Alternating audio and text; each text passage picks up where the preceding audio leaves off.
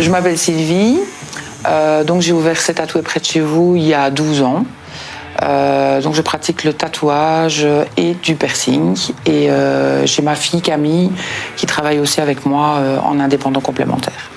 Alors c'est arrivé un peu par hasard, je dessinais beaucoup depuis que je suis toute petite, j'ai fait des études artistiques à Charleroi et je suis imprimeur graphiste. Puis j'ai dessiné des projets comme ça, mais pas forcément pour le tatou. J'adorais le tatouage à ce moment-là. Je faisais ça sur des gens de la famille. Il n'y avait pas de notion d'argent, etc. Voilà, c'était un hobby. Et puis, plus en plus de demandes. Donc, voilà, on en a fait un peu pour payer le matériel. On demandait une petite, contribution. Et puis, finalement, on a commencé à me reconnaître un peu dans la rue, ici dans les alentours. « Ah, c'est vous qui avez fait le tatouage de ma cousine. J'aimerais bien en faire un. » Et puis, un jour, je me suis dit, allez, on se lance, quoi. Et il y avait un petit local commercial à louer ici. On s'est dit, on va tenter. Et puis voilà, c'est parti. Et ça fait 12 ans qu'on est là. J'ai un style ornemental, précisément, tout ce qui est floral, linéaire, abstrait. Enfin, j'aime bien tout ce qui est beaucoup de détails. J'aime bien le trash aussi, mais j'en fais pas beaucoup. Ça m'arrive d'y aller à main levée sur des clients, je vais dire, plus habituels, des clients qui sont déjà venus, qui ont plus confiance en moi, etc. On me fait des traits au marqueur et on y va, quoi. Je vais dire, pas besoin d'avoir la finalité du dessin avec le calque. Quand on a des grands projets, par exemple, j'ai fait un poulpe en polynésien sur une jeune fille. On avait la tête qui était faite en calque et les tentacules, comme ça s'enroulait autour de sa jambe. J'ai dessiné les tentacules au marqueur. J'ai fait les petites finitions. Et puis on y est allé, quoi. Mais c'était vraiment adapté à sa morphologie, à la taille de sa cuisse, de son mollet, etc. La plus grosse difficulté dans le métier, je pense que c'est la constance. Donc c'est-à-dire être toujours dans la même ligne, la bienveillance pour les clients, avoir le sourire, avoir l'entrain, avoir l'envie, la créativité, ça c'est rester constant. Moi je pense que c'est ça Il y a des très bons tatoueurs mais qui sont pas constants.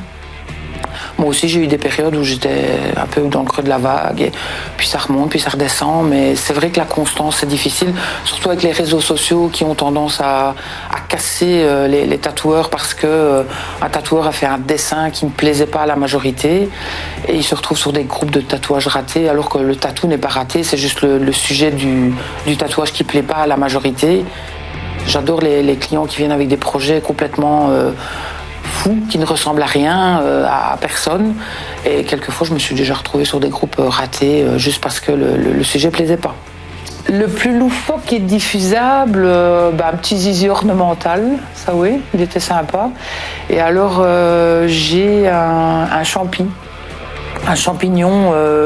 hallucinogène qui tient un biberon et je ne sais plus, une hache dans une main. C'est une fille qui est arrivée comme ça, elle m'a dit « Ouais, j'ai un projet, mais il n'y a personne qui veut me le faire. » Et j'ai dit « Explique-moi ton projet. » Donc elle m'explique un champignon avec schizophrène. Enfin, je dessine un petit bonhomme, là, champignon et tout. Et je lui fais le croquis et je lui montre, elle fait « C'est ça, bouge pas. » Et on lui a tatoué peut-être 2 semaines après. Et, je la vois encore, elle est super contente de son champignon après une dizaine d'années.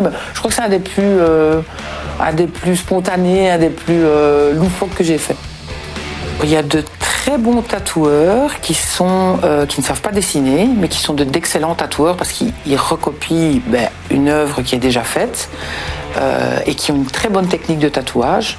Maintenant, savoir dessiner est un gros plus. Parce que si maintenant le calque viendrait à s'effacer, il faut savoir tracer la ligne, droite, courbée. Je pense que le dessin est quand même la chose la plus primordiale, mais il y a effectivement des tatoueurs qui ne savent pas dessiner. Le meilleur moyen pour devenir tatoueur, je pense que c'est laisser aller son art et peut-être trouver quelqu'un qui fait une transmission de savoir, mais ça devient de plus en plus rare car le métier est tellement saturé que je vais dire, les apprentis, on y va reculons, quoi. C'est un métier qui demande beaucoup de temps. Il n'y a pas que le tatou, il y a tout ce qu'il y a avant et tout ce qu'il y a après. Donc, c'est-à-dire la préparation du projet, le contact clientèle, l'hygiène, la tenue du shop, ne pas vouloir aller plus vite que la machine.